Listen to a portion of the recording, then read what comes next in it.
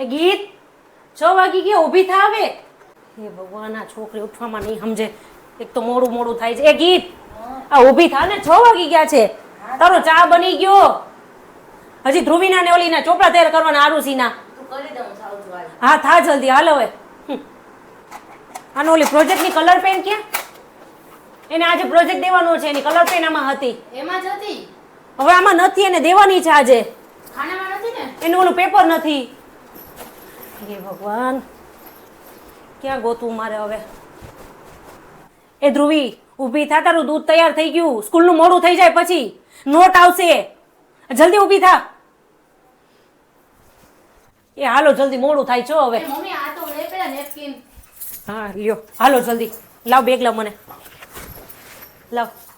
હાલ જલ્દી, મોડું થઈ ગયું બહુ. એવું ચા થઈ ગયો હોય તો આપો. એ હા, હાલ્યો તમારી ચા. તમારો નાસ્તો હવે રેડી કરું છું અને તમને દવાઈ આપી દઉં હમણાં. હા હા વાંધો નહીં.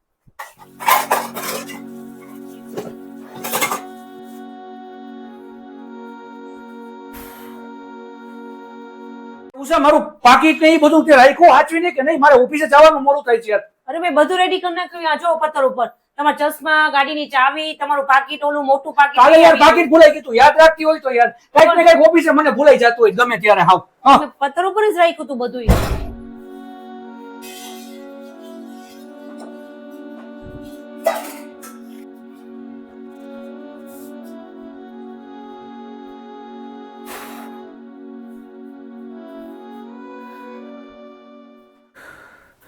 હા ઈશ ભગવાન, આજ તો મને ઓફિસે બહુ થાક લાગ્યો છે. આ તો હું બહુ થાકી ગઈ સવારથી. તને ઘરમાં ને ઘરમાં શું કામ હોય કે થાક લાગે ઉષા? થાક તો લાગે ને. સવારના છોકરાઓને ઉઠાડવાના, એની બધી વસ્તુ તૈયાર કરવાની, એનો ગરમ નાસ્તો કરવાનો, એ પછી મમ્મીનો ચા નાસ્તો કરવાનો, અને મમ્મીનો પતિ પછી તમે ઉઠો એટલે તમારે ચા નાસ્તાની બધી તૈયારી કરવાની. એટલે મારે આમાં આમાં હાંજ ક્યારે પડી જાય છે એ જ નથી ખબર પડતી. એમ નહીં, વોશિંગ મશીન તો ઘરમાં છે. ખાલી 4 જણાની રસોઈ ને ઠામ હોય, તારે બીજો શું થાક લાગે? હેનો થાક લાગે? સાચી વાત છે. એટલે જ મારે છે ને વિચાર કર્યો છે કે પરમ દિવસો મમ્મીને ઘરે રોકાવા જાઉં છું 1 મહિનો. હે, 1 મહિનો મમ્મીની ઘરે શું કામ છે? મને શાંતિ જોવે છે. 1 મહિનો હું મમ્મી ત્યાં જઈશ ને તો મારું મગજ ફ્રેશ થઈ જશે. રસોડાથી બેડરૂમ ને બેડરૂમથી રસોડું, એમાં જ મારી જિંદગી વહી ગઈ. એના કરતાં હું 1 મહિનો મમ્મી ત્યાં જઈશ ને તો થોડીક ફ્રેશ થઈ જઈશ અને મને વાંધો ન આવે. અને મને કોઈએ પૂછ્યું કે હાલ આજ તારે 1 દિવસ છૂટી રાખ, આજ તું રસોડામાં કાંઈ કરમાં, હાલ તારે આજે શું ખાવું છે, આજ તને હું બાયણે લઈ જાઉં, આજ તને મસ્તીનો ચા કરીને પાવ. એક દિવસે મને એમ કીધું કે લાવ હું તને કોફી કરી દઉં. મને તો કોઈ કાંઈ પૂછતું નથી. મારી ઉપર કોઈનું કાંઈ ધ્યાન જ નથી.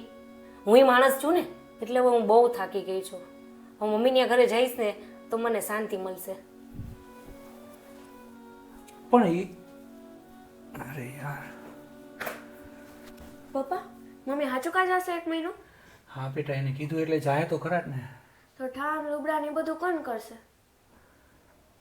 હંજવારી, પોતા, રસોઈનું કામવાળા બેનનું કરવું પડશે બેટા આપણે. એક કામ કર, તું બુક ને બોલપેન લઈ આવજા. ફટાફટ જા, ઊભી થા. ઠામવાળા બેન કેટલા લે છે એક જણાના? 250 રૂપિયા લે ને? હા, તો 250 થી 300. 300, 5 જણા છીએ એટલે 1500 રૂપિયા ઠામવાળા બેનના. ટિફિનના એ તો એક જણાના 100 રૂપિયા. ઓલા માસી આપે છે. હા. અરે યાર, 500 રૂપિયા હવારના ને 500 રૂપિયા હાઈના. એક કામ કર, આરુષી તો નથી ખાતી એટલે આપણે 4 ટિફિન લઈએ તો એ એક આરુષી એમાં ભળી જાય. હા. એટલે 800 રૂપિયા રોજના થાય ને, એટલે 8 તેરીને 24000 રૂપિયા થયા મહિનાના. 24000 રૂપિયા ટિફિન. અંજવારી પોતાવાળા બેન ઈ તો હજાર લઈ છે લગભગ રોજના 100 રૂપિયા. ઓહો, હું તો 1000, તો 3000 રૂપિયા તો એના થાય. કપડાં તું આવીને હૂકવી દેજે ખાલી, વોશિંગ મશીન જેટલા હોય એ ખર્ચો નથી કરવો. આ કેટલા પૈસા થઈ જાય? પછી અમારે બધાનો સવારનો નાસ્તો એ પડીકા લેવા પડશે. હું તમને ત્રણેયને 20-20 રૂપિયા રોજના આપી દઈશ. 1 મહિના લગીને તમે લોકો એવી રીતના જલાવજો. એટલે 60 રૂપિયા એટલે 1800 રૂપિયા, 2000 રૂપિયા એ થાય. પણ અમે સાંજે નાસ્તો કરીએ છીએ. બેટા, ઘરે મમરા બમરા વઘારી નાખવાના. મને નથી આવડતું. અરે યાર, કાંઈ વાંધો નહીં. હાલ 2000 સાંજના ટોટલ જરાક મારતો. ઓ પપ્પા, આ તો તમારી સેલેરીની હારોહાર પૈસા પહોંચી જશે. એટલે પપ્પા, મમ્મી ઘરમાં છે ને તો તમારી સેલેરી જેટલી બચત મમ્મી કરે છે.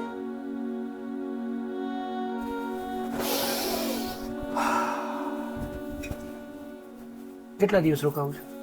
1 મહિનો. પૈસા લીધા અરે મારે પૈસાની કઈ જરૂર નથી. તો અહીંયા મમ્મીને જરૂર નહીં પડે પૈસાની? મમ્મીને પૈસાની શું જરૂર પડશે? કાંઈ વાંધો નહીં, જા શાંતિથી રોકાઈ આવ, શાંતિથી રોકાઈને પછી આવજે તું તારે. અને અહીંયાનું કંઈ ટેન્શન ન લેતી. મેં રિક્ષા બોલાવી છે, રિક્ષા આવી ગઈ છે. અને પહોંચી જાય ને એટલે મને શાંતિથી ફોન કરી દેજે. કઈ વાંધો નહીં. પપ્પા હવે આપણે શું કરશું? 1 મહિનો છે ને બેટા, નીકળી જાય, આપણે કાઢી લેવું, મેનેજ કરી લેવું ગમે એમ કરીને. પપ્પા મારી નીંદર નથી ઉઠતી તમે ઉઠાડજો. હા. મમ્મી મને પરાણે ઉઠાડતી. હા હા બેટા, મમ્મી હમણાં આવી જશે, આટલામાં જ ગઈ છે. એટલે જ કહેતી હોઉં કે અઠવાડિયામાં એકવાર છે ને એને છૂટી રખાય, ફરવા લઈ જવાય. ઘરમાં ને ઘરમાં કામ જ કરી રાખે એ થોડું ચાલે. બેટા આપણે દીકરી લઈ આવ્યા હતા, વહુ નથી લઈ આવ્યા. એની જિંદગી રસોડાથી બેડરૂમ ને બેડરૂમથી રસોડું ન કહેવાય. એને છે ને અઠવાડિયામાં એકવાર રજા જોઈતી હોય. તમે આખો દિવસ એને રસોડામાં ને રસોડામાં એમ રાખો તો થોડું ચાલે. એની લાઈફસ્ટાઈલ હોય કે ન હોય, થોડુંક હરે ફરે આનંદ એને દેવાય. મમ્મી આ વાતનો મને ખ્યાલ જ નહોતો, મેં તો કોઈ દિવસ જોયું જ નહીં. હું તો ઓફિસે વયો જતો, આજે ઈ ગઈ પછી ખબર પડી કે ઘરમાં કેટલા કામ છે. આ બધાને સંભાળીને, તને સંભાળીને, દવા આ તે બધું લઈને બેઠી હતી. મને તો પછી હવે ખબર પડી માં, મને અત્યાર સુધી ખબર નથી. આપણે એને 3 દીકરીઓ નહીં, મારું ધ્યાન રાખવાનું હોય. કોણ આવ્યું જોતો જરા. લે મમ્મી